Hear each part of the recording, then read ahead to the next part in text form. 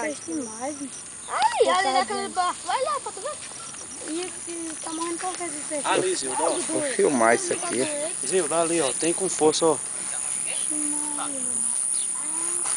Quer dizer, mostra mesmo, bicho. Não é nada disso. Ixi, meu irmão.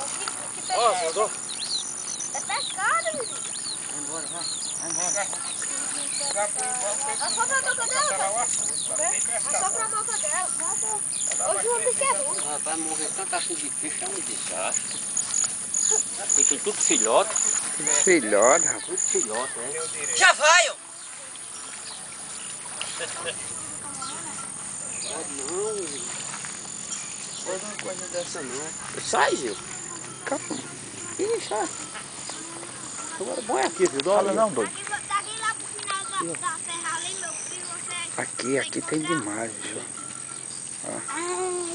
Vem aqui desse lado, Pedro. Nossa senhora. E foi bem que eu posso salvar. Agora eu acredito que foi bem, Petrus, que tu achou dois corral morrendo. Pegou dois corral Foi, Aí três, passa na mano. televisão, Zilda? Sim, mano, dizem que a minha tem mais depois quando eu vi. Vai mandar pra passar no jornal? Passa no computador, na internet. Sim. Ali no outro bico é frito. Tem mais que aqui?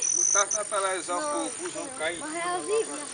O maninho achou uma com 2 quilos. Ai, tá mentira do diabo. Eu sei que nós vimos que a mãe achou uma amarela desse tamanho. Eixe, tá mentira. Que achou então esse? tanto, ó, vivinho ainda. Aqui, Zilda, aqui, aqui. Vivinho, pega. Aqui nessa parede é cheia, o povo me olhar, os bichos estão explorando. Por que é, hein, que esses bichos? É algo doente, Petrus.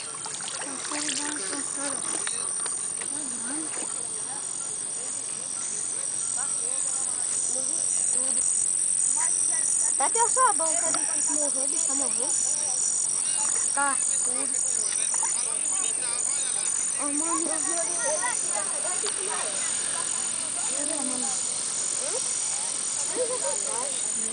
Não, tem uma doença grande na água, viu? Não vai ficar o peixe. até aqui no chão, ó, peixe morto. E o açúcar. Aí tem muito, hein, Antônio?